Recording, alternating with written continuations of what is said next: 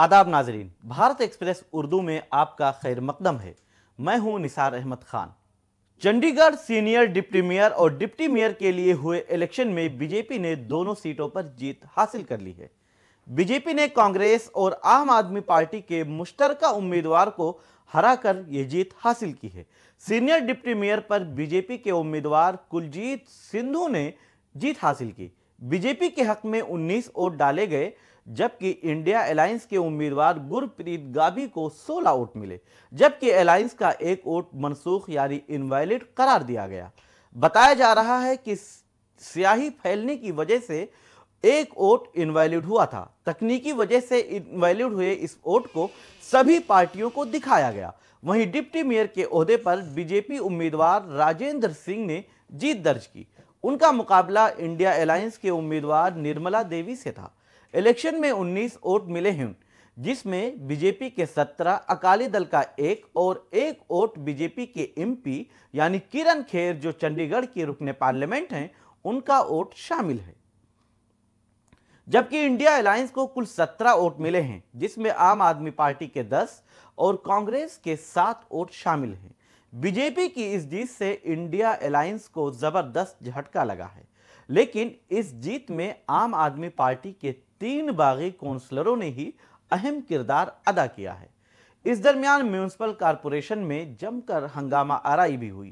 कांग्रेस और आम आदमी पार्टी के काउंसलरों ने इलेक्शन में धांधली का इल्जाम भी लगाया है। उनका कहना है कि क्या इस तरह से मुनसिफाना इलेक्शन हो सकते हैं।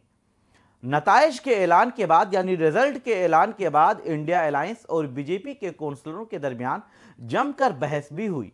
इस दरमियान जब बहस हो रही थी तो बीजेपी एमपी किरण खेर ने काउंसलरों को खामोश कराने यानी समझाने की भी कोशिश की, लेकिन इसके बावजूद हंगामा आराई जारी रही।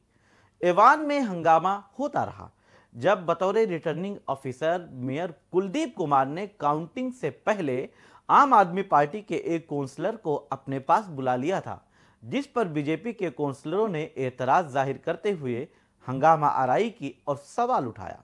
दरअसल ये इलेक्शन म्यूनिसिपल कॉरपोरेशन के नौमुंतखब मेयर कुलदीप कुमार की सदारत में ही मुंतखब हुआ था, जो अलायंस से ही आते हैं।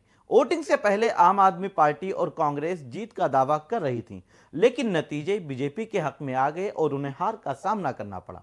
काबिल जिक्र है कि इससे पहले 30 जनवरी को हुए मेयर इलेक्शन से मुताल्लिक काफी हंगामा आराई हुई थी।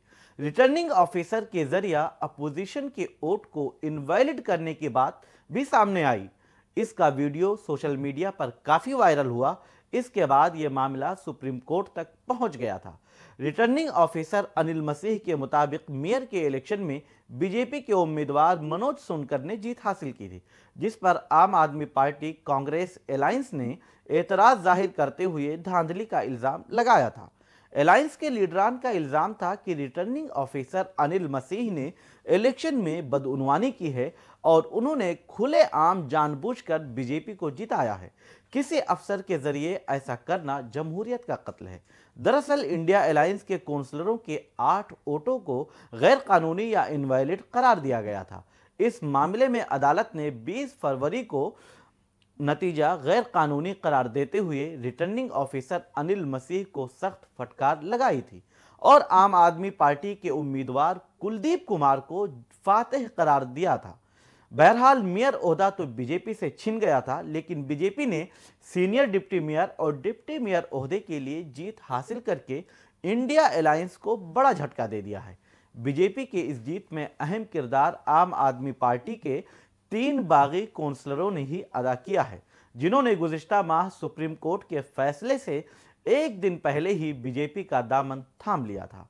बीजेपी को मेयर इलेक्शन में भी ये उम्मीद रही होगी कि सुप्रीम कोर्ट के जरिए इलेक्शन को मनसूख किया जाएगा और फिर दोबारा से वोटिंग होगी, लेकिन हॉर्स ट्रेडिंग की सूरत हाल को भी सुप्रीम कोर्ट ने मद्देनजर रखा और सुप्रीम कोर्ट ने दोबारा वोटिंग कराई, बल्कि वोटों की गिनती कराई, जिसमें रिटर्निंग ऑफिसर के जरिए इनवैलिड करार दिए गए 8 वोट वैलिड माने गए और ये बीजेपी के लिए बड़ा झटका था। बहरहाल लोकसभा इलेक्शन 2024 से पहले चंडीगढ़ के मेयर और सीनियर मेयर और डिप्टी मेयर के ओहदे के लिए जो वोटिंग हुई है और इसमें बीजेपी को जो जीत मिली है यह आम आदमी पार्टी और कांग्रेस अलायंस के लिए बड़ा झटका माना जा रहा है, क्योंकि दोनों पार्टियां इंडिया अलायंस में शामिल होकर लोकसभा इलेक्शन में मोदी सरकार का या मोदी हुकूमत का मुकाबला करना चाहती हैं।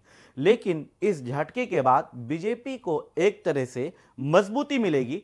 हालांकि मेयर का ओहदा आम आदमी पार्टी के पास है और ये जो ओहदा मिला है ये सुप्रीम कोर्ट के जरिया जो इनके हक में फैसला आया उसके बाद मिला था।